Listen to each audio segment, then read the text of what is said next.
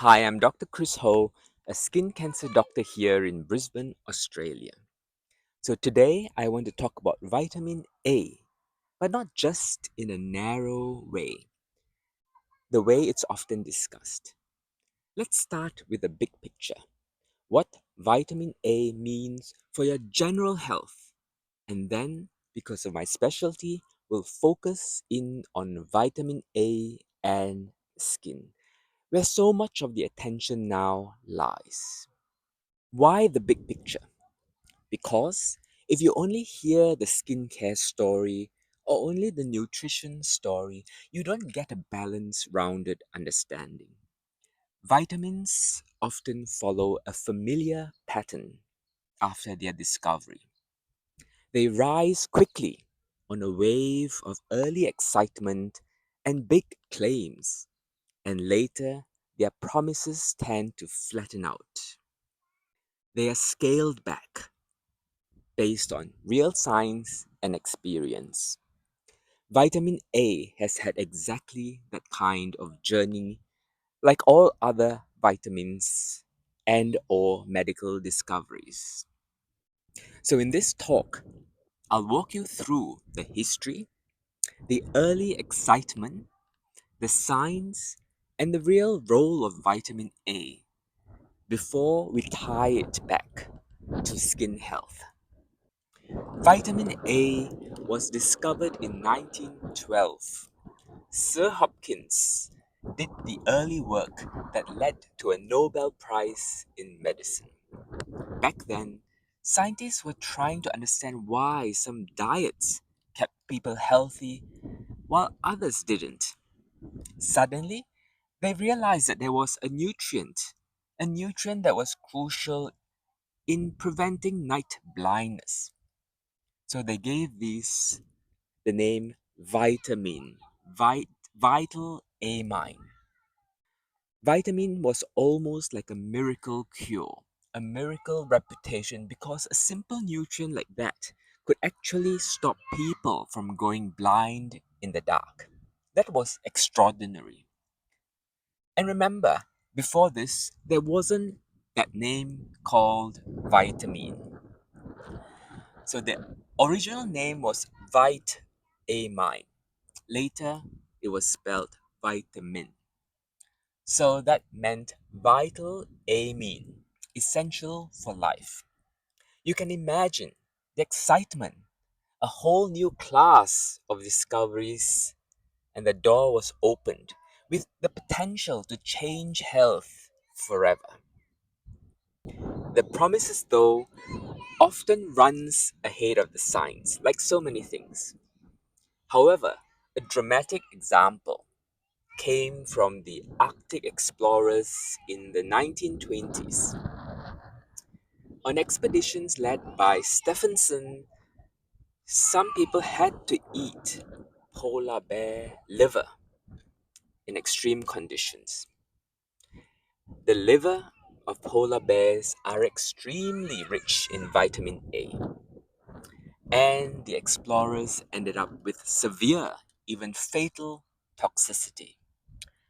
It was a sharp reminder then and still now that more is not always better. So fast forward to today, and we still see echoes of those big claims.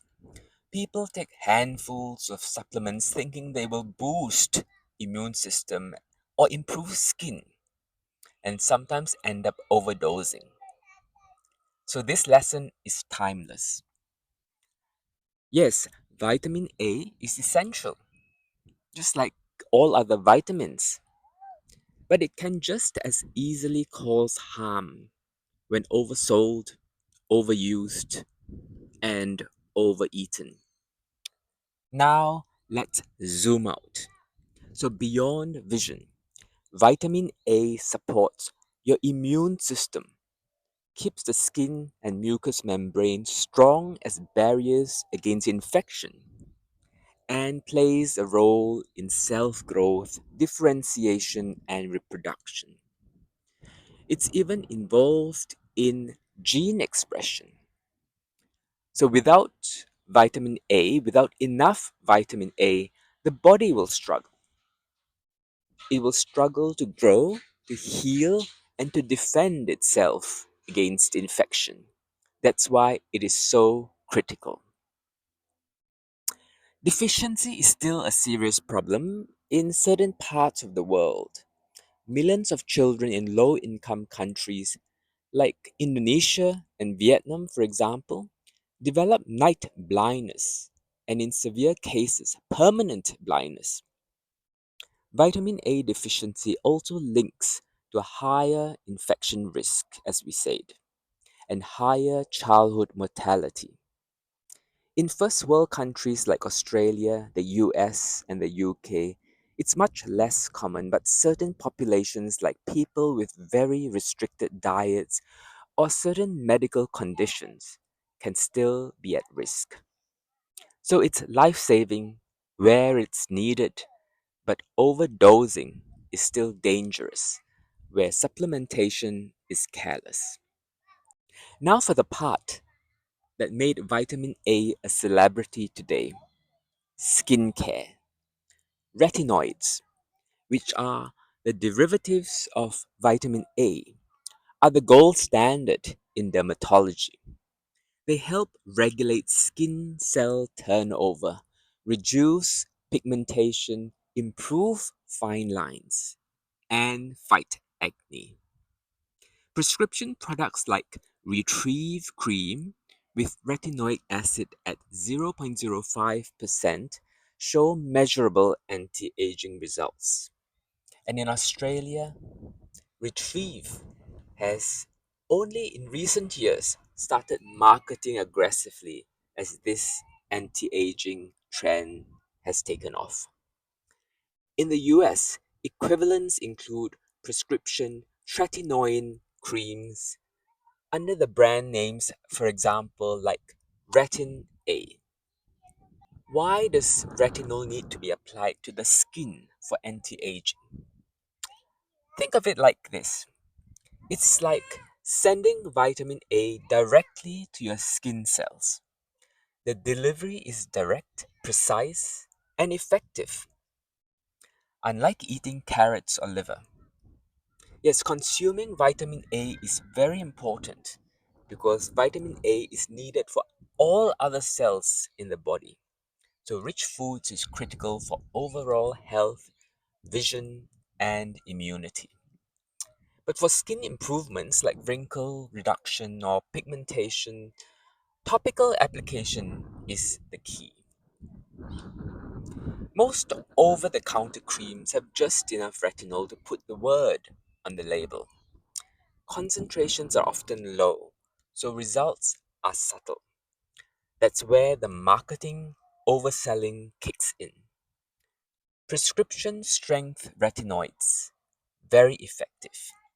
Supermarket wrinkle creams, less so. And for those with severe acne, isotretinoin, also a vitamin A derivative, works by shrinking oil glands and regulating skin cell turnover. But it comes with side effects, so it is tightly controlled and monitored. As you have heard from the expedition story in the north with the polar bears, yes, liver function is monitored regularly to make sure that the toxicity to the liver is not there. Another benefit: repairing sun damage. There's so much sun damage in Australia. Retinoids can help reverse some visible signs of photoaging. That's especially relevant here in Australia, in Brisbane, where the sun damage is widespread and is so common. Has vitamin A been sold with big claims? Absolutely. Like most other things. It's been called the fountain of youth, the miracle acne cure, the essential vision nutrient. And some of it is true, but the promises often run ahead of the science. More is not always better. And not every cream claiming retinol will work miracles. Compare that with other vitamins. For example, vitamin D. Today, the current buzz around the sunshine vitamin, which suggests that it prevents everything from low mood to certain cancers, including skin cancers that people are trying to minimize. So, the cycle of early excitement, the rise and the fall of the trends, the overselling never really ends. It's human nature. And if you're curious about vitamin C, D, E, and others, yes, they also have stories of early excitement, exaggeration, amazing claims, but also we have now the real science and real experience with these nutrients. And ever wonder why some vitamins are called antioxidants?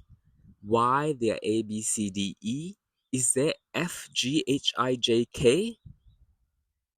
And we'll cover that along the way with the sunshine vitamin that is so important, so topical in present time. Today, the science around vitamin A is solid. Deficiency is dangerous, toxicity is real. Prescription retinoids work for acne and anti aging, and the beauty industry often oversells low dose versions. That's where the science really stands out. Vitamin A is useful and important, but it's not magic. And the principle of not more is better is with almost everything. This is a good grounding, wholesome, and foundational overview so that you understand vitamin A clearly and can put it in its place, whether in skincare or general health, nutrition, and also understand where the hype came from and where it might go in the near future. So, next time you see vitamin A on the shelf, on the label, on the jar of the cream in your vitamins, you'll know the history. You'll know why it's important. Not just for certain specific conditions like the vision or the skin, but it's a nutrient. It's a vital amine, a vital nutrient for the whole body. And you'll know that there was, and there will be more excitement, more exaggeration, but you also know where it stands because of the big picture. And you'll also see how it connects back to a much larger family of vitamins when I wrap up the whole series on vitamins and how these vitamins all interact in your health, in your skin, and your well being. So, bigger picture matters so that you're not easily led astray. Because too often the conversation is skewed toward one aspect, one vitamin, not just one vitamin, but one aspect of one vitamin in isolation. If this talk has given you some clarity, something to think about, I'd love for you to stay with me on this journey. Pass this on to a friend who's wondered about vitamin A and share your own experiences below. And join me for the next conversation and the conversations to come, where we'll dive into the different vitamins, the family of vitamins. Next might be vitamin B. It's certainly a complex topic. That's why it's called vitamin B complex. It's a whole family of vitamins with their own fascinating stories. See you soon.